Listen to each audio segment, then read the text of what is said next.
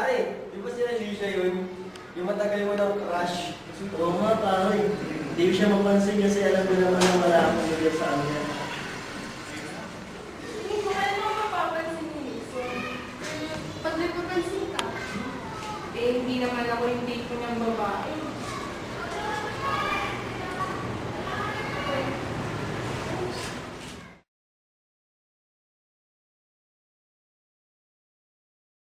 Nakapagpasya na si Nixon na aminin kay Alicia ang kanyang nararamdaman.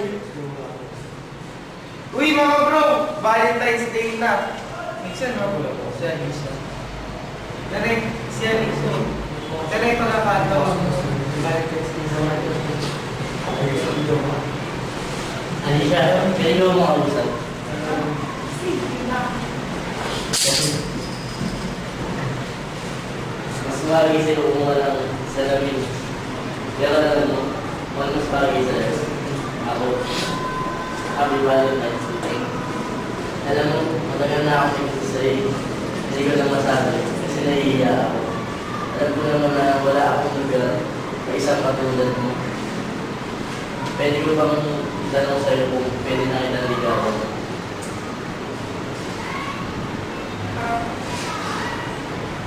Kung mapapatunayan mo talaga. Uwian na. Nahuli na naman si Alicia sa pag-uwi. Habang nagbubura ng blackboard si Nixon, hindi niya napansin na pauwi na si Alicia. Hinabol na ito upang ihatid sa bahay nila. Nagkita ka rin siya. Alicia, nagkita. Tutulungan ko sa pag-ibig na.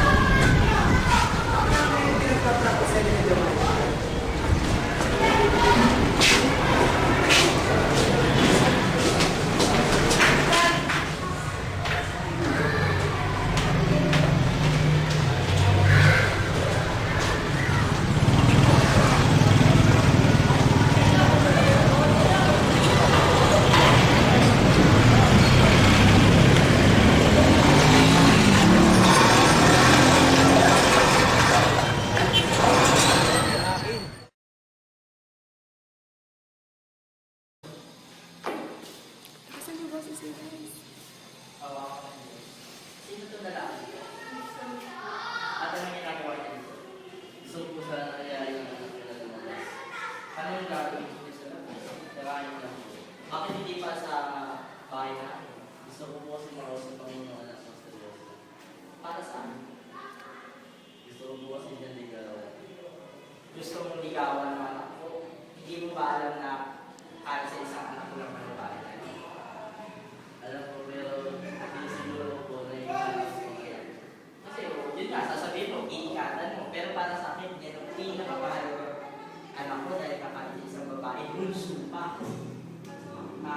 May kaya mo na bang buhay na anak ko?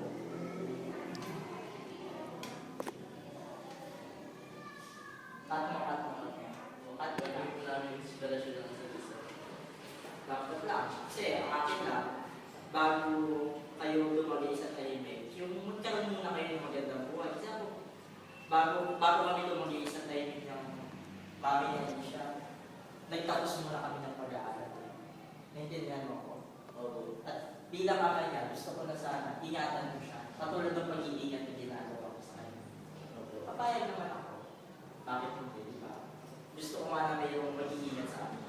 Kakaintindihan na tayo. Pakaalis ko kami bukas ni Mason. Ano kasi yan? Alas 3 po na kami. Sige, basta pagkatapos, mag-test ka, para masunod ka. Sige, ano na kayo? Sige, salamat. Sige.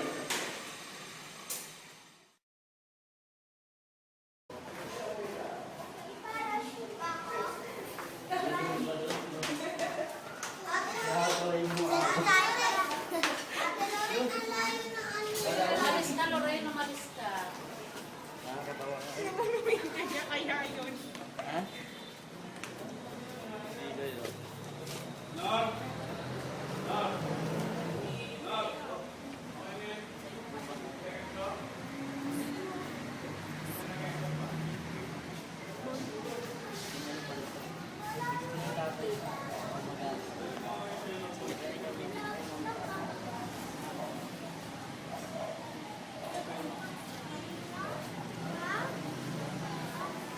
Takasan niyo. Sasabihin na lang daw niya ako. Mamaya 5.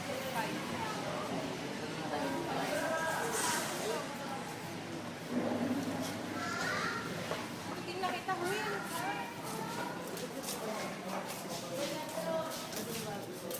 Game.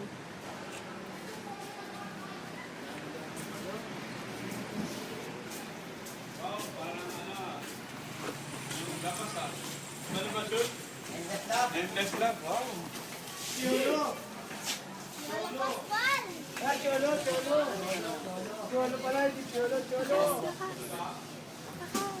Oo na. Totoo?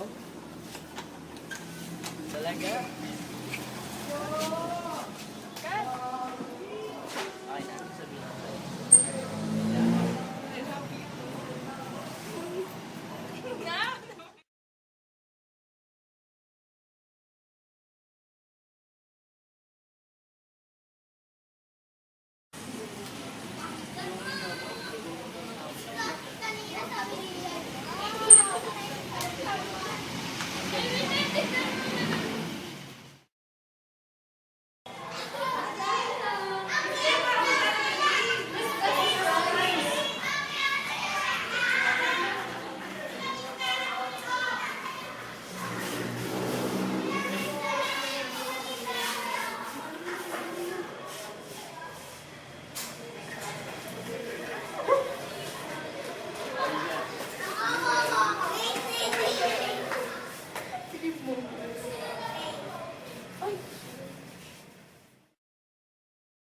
Nixon, tanggapin mo ako bilang asawa mo sa hirap man o sa kaginhawahan. Pangako ko sa iyo na magiging tapat akong asawa at magiging mabuting ina sa mga magiging anak natin.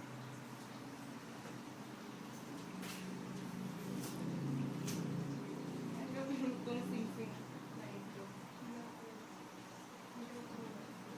Bilang tanda ng pagmamahal ko. Alicia, tanggapin mo ako bilang iyong asawa na magsuprotekta sa ating pamilya at mag-iingat sa inyong dalawa ng ating magiging anak.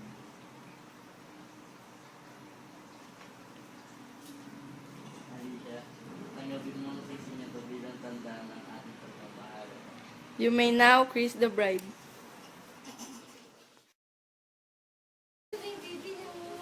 Papakita ko.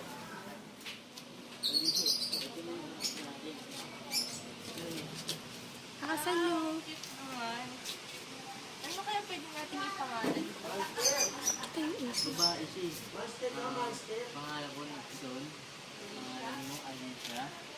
Nagnaisama natin. Alison!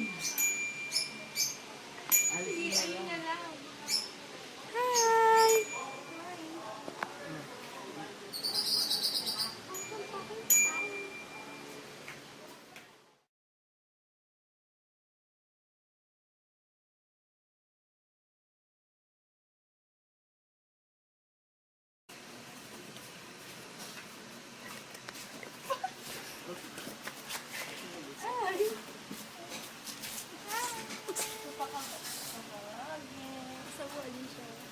Hi ka.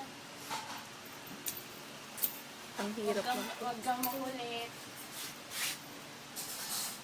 Lagi mo susundin si mama. Lagi mo susundin si mami sa si daddy.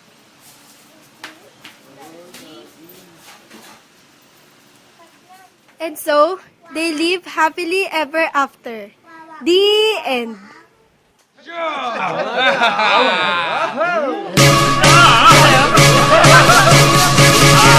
오늘도 자꾸 이렇게 하루하루가 흘러가는데 아직도 혼자 방에 앉아서 무슨 고민에 빠져있나요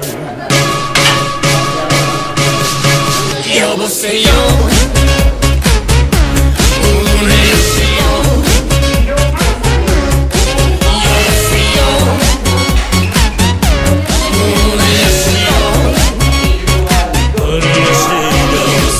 오늘 하루를 그냥 보내는 오늘 하루를 마냥 혼자 있나요 잊은 발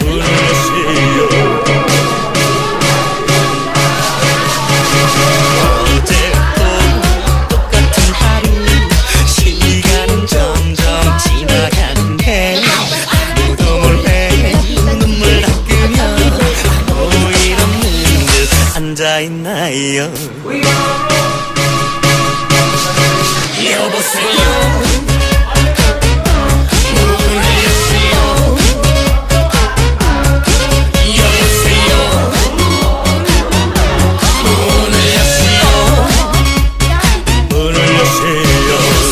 오늘 하루를 그냥 보내는 분, 오늘 하루를 마냥 앉아있나요?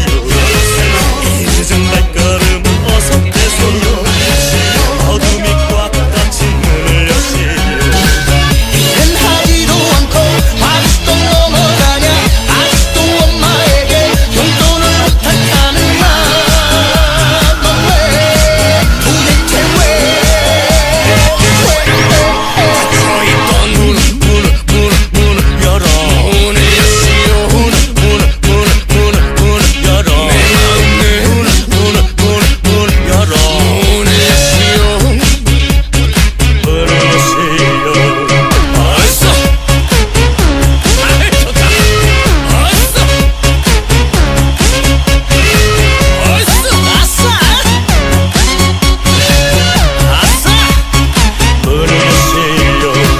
이제부터 하나하나 문을 여세요. 오늘부터 하나하나 보여주세요. 오늘보다 많이 무서워지요. 오늘부터 발전을 문을 여세요. 열어.